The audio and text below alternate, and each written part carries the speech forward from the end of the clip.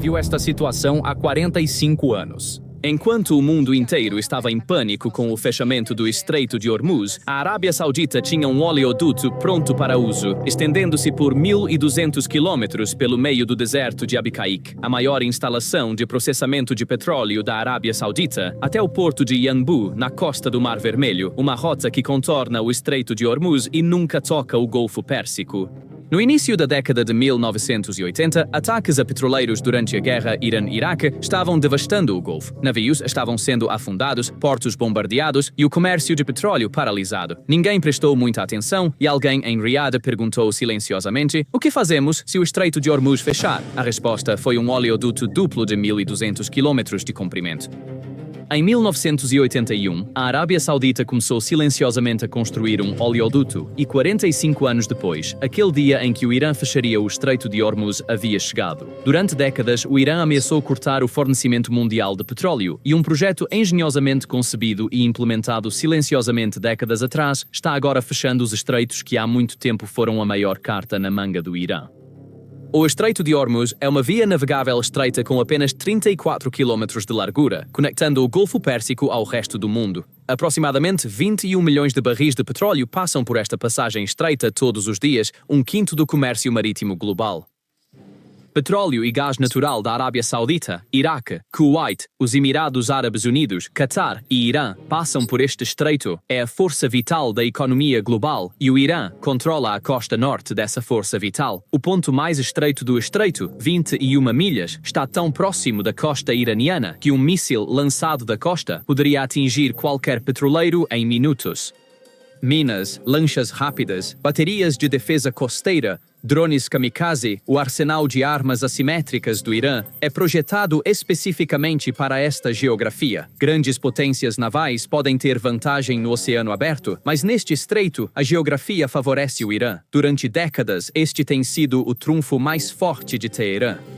Se nos atacarem, fecharemos o Estreito de Hormuz e paralisaremos a economia global. Essa ameaça foi a principal razão pela qual o Ocidente hesitou em intervir militarmente contra o Irã, porque todos sabiam que, se o Estreito de Hormuz fechar, os preços do petróleo dispararão, as cadeias de abastecimento colapsarão e a inflação aumentará.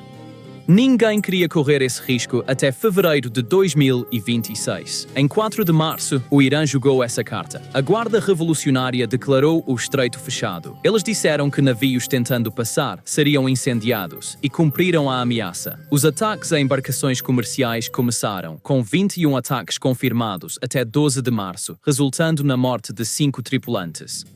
O tráfego de petroleiros caiu 70% e mais de 150 navios ancoraram fora do estreito. O seguro de risco de guerra foi retirado. O Brent Crude subiu de $65 para $104. De acordo com a Agência Internacional de Energia, a perda de fornecimento global de petróleo deste mês é de 8 milhões de barris por dia, a maior interrupção de energia da história, e o cenário que o Irã vem ameaçando há 40 anos finalmente se concretizou. Foi bem no meio deste caos que a jogada da Arábia Saudita entrou em cena, Petrolin, o oleoduto de petróleo bruto leste-oeste. O nome é comum, o impacto é enorme. A construção começou em 1981. Sua capacidade foi aumentada para 7 milhões de barris ao longo dos anos, mas o oleoduto nunca operou em plena capacidade. Antes da crise, transportava apenas 2 milhões e 800 mil barris por dia. Alguns chamaram isso de superinvestimento. Parecia um prêmio de seguro desnecessário. Em 10 de março de 2026, o CEO da Aramco, Amin Nasser, anunciou: o oleoduto está sendo levado à capacidade total, 7 milhões de barris por dia. A maior parte das exportações de petróleo da Arábia Saudita agora passa pelo Mar Vermelho em vez do Estreito de Hormuz. Um investimento considerado desnecessário por 45 anos tornou-se da noite para o dia um salva-vidas para a economia global. O oleoduto, que transportava 2 milhões e 800 mil barris por dia antes da crise, atingiu a capacidade total em poucos dias, o que significa que a Aramco manteve a manutenção do oleoduto, testando a infraestrutura e a capacidade de expansão por anos. Em outras palavras, os sauditas não apenas instalaram o oleoduto. Eles garantiram por 45 anos que poderia ser ativado a qualquer momento, e a Arábia Saudita não está sozinha. O oleoduto Habshan Fujairah dos Emirados Árabes Unidos, que vai dos campos de Abu Dhabi até o Golfo de Omã, transporta adicionalmente de 1.500.000 a 1.800.000 barris por dia. Ele também contorna o Estreito de Hormuz. Juntas, as duas tubulações oferecem uma capacidade alternativa de 8,5 milhões a 9 milhões de barris por dia. Isso não cobre os 21 milhões de barris que passam pelo Estreito de Hormuz, mas vamos colocar os números em perspectiva. As exportações diárias da Arábia Saudita são aproximadamente 7 milhões de barris, e quase tudo isso agora é independente do Estreito de Hormuz. Em outras palavras, o petróleo saudita continua a fluir para o mundo. A crise não está atingindo a Arábia Saudita, está atingindo países sem rotas alternativas. O Iraque exporta 3 milhões e 300 mil barris por dia, todos dependentes do Estreito de Hormuz. Os 2 milhões de barris do Kuwait estão na mesma situação. As enormes exportações de GNL do Qatar, 25% do comércio global de GNL, devem passar pelo Estreito de Hormuz e estão atualmente em grande parte paralisadas. Esses países não têm um plano B como o da Arábia Saudita. Anos atrás, eles avaliaram projetos de desvio semelhantes e os abandonaram. O custo era muito alto e dizia-se que o Estreito de Hormuz nunca fecharia de verdade. 2026 mostrou o quanto essa suposição estava errada. O petróleo está acima de $100, mas não chegou a $200. A economia global está abalada, mas não colapsou. E a maior razão para isso são aqueles oleodutos enterrados no deserto há 45 anos. Por 40 anos, o Irã disse: "Vamos fechar o Estreito de Hormuz." Fez isso e agora está enfrentando as consequências. Geoestrategicamente, o regime colapsou. Como afirmou o comandante do CENTCOM, Almirante Cooper, não há um único navio iraniano navegando no Golfo, no Estreito de Hormuz ou no Golfo de Omã. Mais de 100 navios iranianos estão afundados ou danificados. A capacidade naval do Irã foi reduzida a zero. Os sistemas de defesa na Ilha Karg foram eliminados em uma única noite. B-2, B-52 e B-1 destruíram 90 alvos militares em 2 horas. A avaliação do secretário de Defesa dos Estados Unidos, Hegseth, é ainda mais severa. O estoque de mísseis do Irã caiu 90%. Seus drones de uso único diminuíram 95%. Estamos lidando com as ações desesperadas do Irã no Estreito de Hormuz. O regime agora está contando não com suas capacidades ofensivas, mas com suas capacidades de sobrevivência. Geopoliticamente, o Irã puniu seus próprios aliados. 45% das importações de petróleo da China passam pelo Estreito de Hormuz. Pequim agora está pressionando o Irã para abrir o estreito. O GNL do Qatar depende do Estreito de Hormuz, e isso também parou.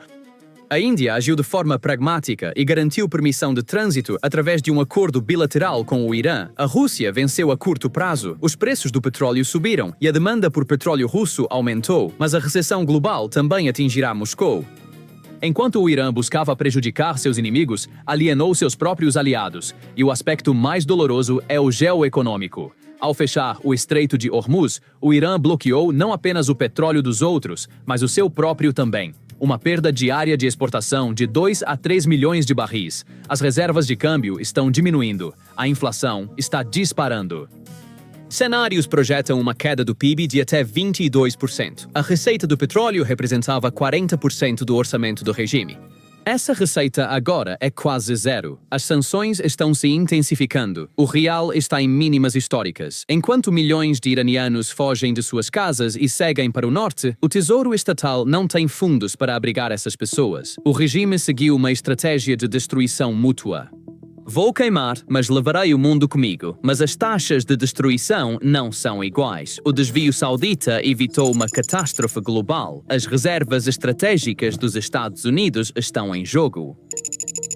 A Europa e a Ásia foram abaladas, mas não colapsaram. O Irã, no entanto, perdeu suas capacidades militares, poder naval, receitas de petróleo e a influência do Estreito de Hormuz. Em outras palavras, foi amplamente destruído por suas próprias ações. A declaração do secretário do Tesouro dos Estados Unidos, "Estamos permitindo petroleiros iranianos", é o auge dessa ironia. Bem, vamos analisar isso. Então, estamos vendo cada vez mais os navios de combustível começarem a passar. Os navios iranianos já estão saindo e nós permitimos que isso aconteça para abastecer o resto A capacidade do Irã de exportar seu próprio petróleo para o mundo agora depende da permissão de seu inimigo. O regime fechou o estreito, mas também entregou a chave do seu próprio petróleo a Washington. Durante 40 anos, o Irã disse: fechar o estreito de Hormuz é nossa arma nuclear. Usou a arma, e a arma saiu pela culatra.